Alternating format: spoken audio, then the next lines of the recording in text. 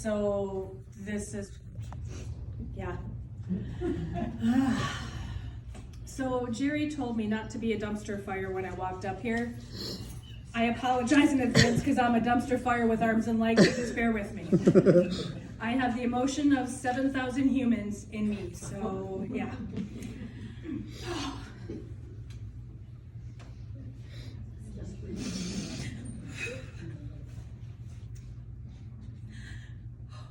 As I was trying to gather my thoughts of what to say and memories to share about Mom, my mind is blank.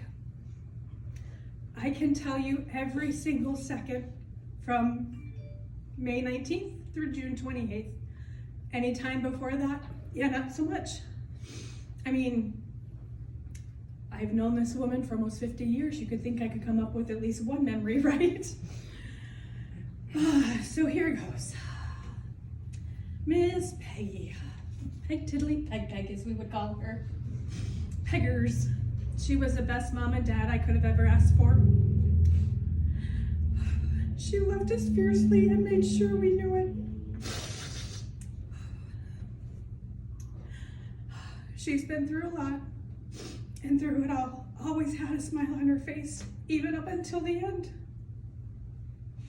Reading and hearing stories from others of what they remembered most about Mom, her cakes, how kind she was, how loving she was, caring, giving, her always sharing her love for the Lord, that, as Jerry said, was instilled to us, that fierce, fierce faith. Her great hugs, which were the best. She had magic hugs, and man, could I use one right now. Always smiling. Mom was always smiling no matter what was going on.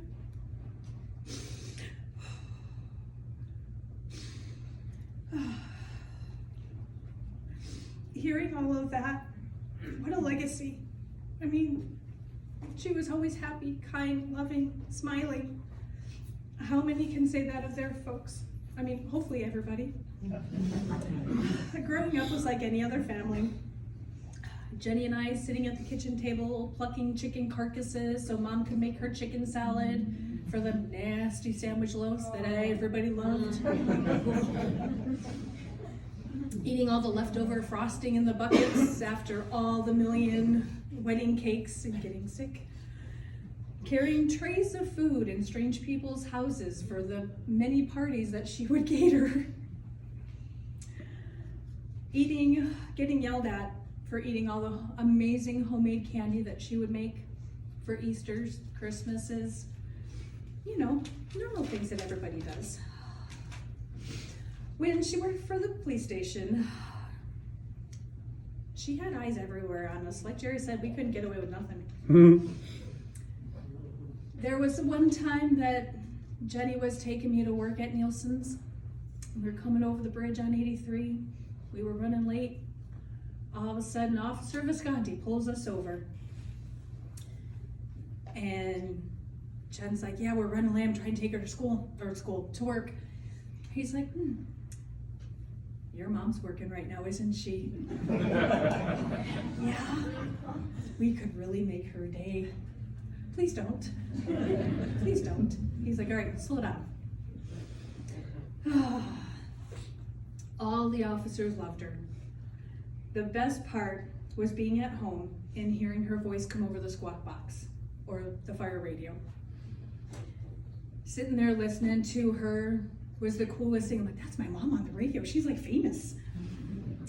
The tone would sound, and those of you might remember, every town had a different tone. I think Antioch's was dee dee dee dee dee dee dee dee, very loud and piercing.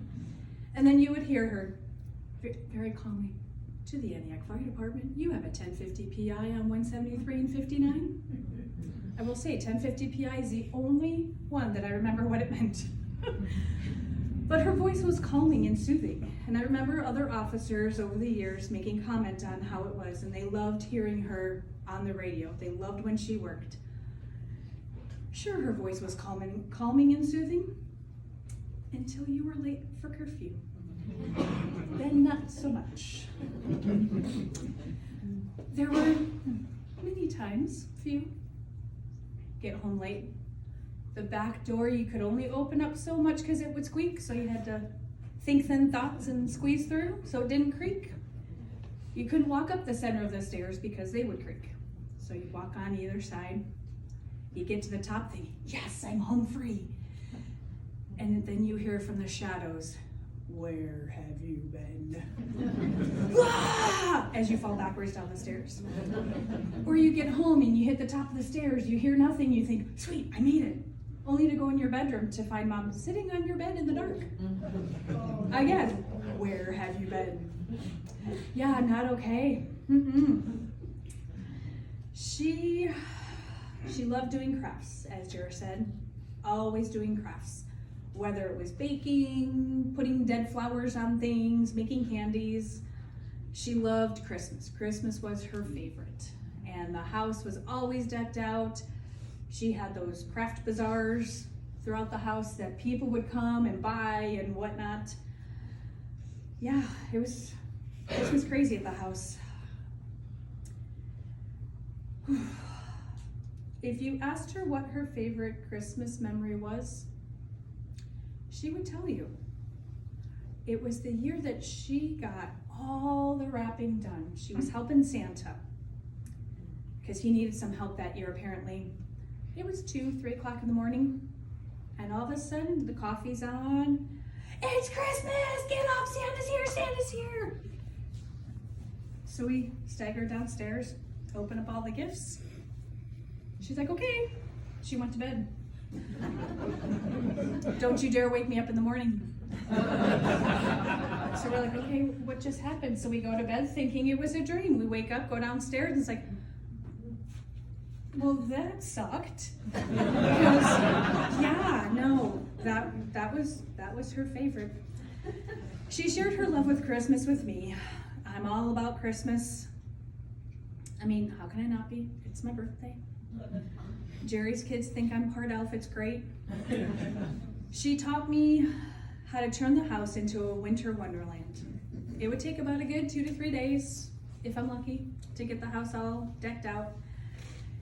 And she wouldn't let me take it down.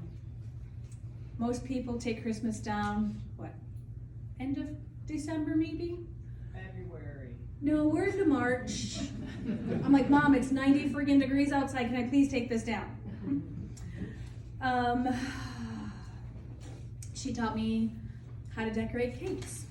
Not the best at it. Although back in high school, I had to make a cake for extra credit. I did one of her little Easter egg cakes with little sweet peas on it. I was told that I didn't make that cake. She did not give me credit. She said that my mom made it. I said, no ma'am, I did that. I wasn't a fan of her anyway. She shared her love of music. The house was never quiet. She loved all types. Loved the Gaithers. Sunday, like Jerry said, Sunday morning, getting ready in the hall, doing her hair. The Gaithers were singing away. I still listen to them at this day. They were singing to her up until the end. She taught us that we could do anything we wanted. We could be anyone we wanted to, and we could go anywhere. The sky was the limit. And she was our biggest cheerleader. She was always there when you needed someone to talk to. Always there to just sit and listen. Share a cup of coffee. Share a glass of wine. She taught us that we can do hard things. And let me tell y'all, this is the hardest thing I've ever had to do.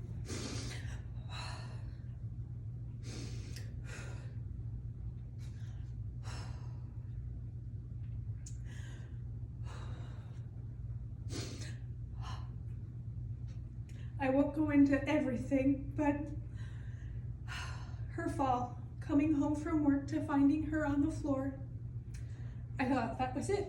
Scared the living daylights out of me. Her surgery, rehab, to when she went home, the last 5 days of her life, hard. It was absolutely an amazing gift that we were given, that all of us were there at the end to tell her how much she meant to us, to tell her the amazing things that she did for us and how proud we were of her. To hear her one last time tell us how much she loved us and how proud she is of us.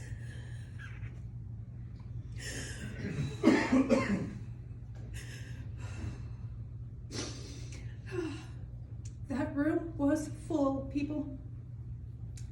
It was full. The whole family, everybody was there, and it was absolutely amazing. She kept talking to my dad. She kept talking to her sisters. We were waiting for everybody to get there, and I told her, I said, hey, Mom, at this time, sometimes you'd look at her and she'd actually be there, and sometimes she'd look through you and whoever was standing behind you. So I'd ask her, Mom, can you hear me? And she's like, yeah. I said, do you know who I am? Yes, Julie. I'm like, oh, okay, good. Just making sure. I said, you tell Daddy you'll see him on Tuesday. And she'd shake her head. A little while later, she's talking to her sisters. I said, hey, Mom, tell him you'll see him on Tuesday. And she smiled and shook her head.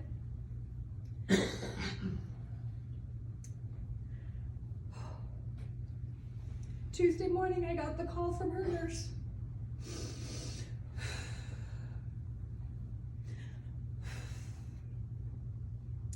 Saying that it had started. So Jerry and I went up there, and in true mom fashion, she did things the way she wanted to. She waited for Jerry and I. We go in, Jerry's sitting there holding her hand. I'm at her feet, rubbing her leg, and I'm like, yeah, no, this isn't working. Hey, Mom, I'm moving the bed, hang on. Move the bed over.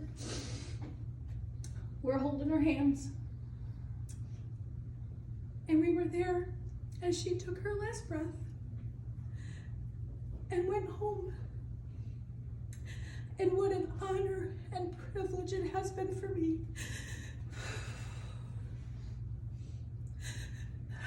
to be there for her all these years, helping her, taking care of her, and handing her over to Jesus and saying, it's your turn. You take her home now. It was the most amazing, joyful, peaceful, heart-wrenching, hardest thing I've ever done. And thanks, Mom, for letting me do it. I know she's up there partying like a rock star right now, looking down on us, making sure we're okay. We are, we'll get through this. I'm not gonna lie, it sucks, but we got this. We're Van Pattens, we're Garvin Strong, we got this. Oh. Boss and Norma around. I mean, the hard part of all this, I lost my best friend, and it hurts like crazy.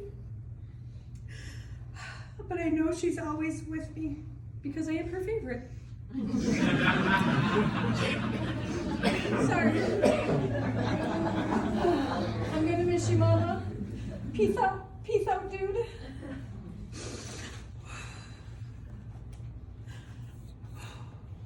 Take your it.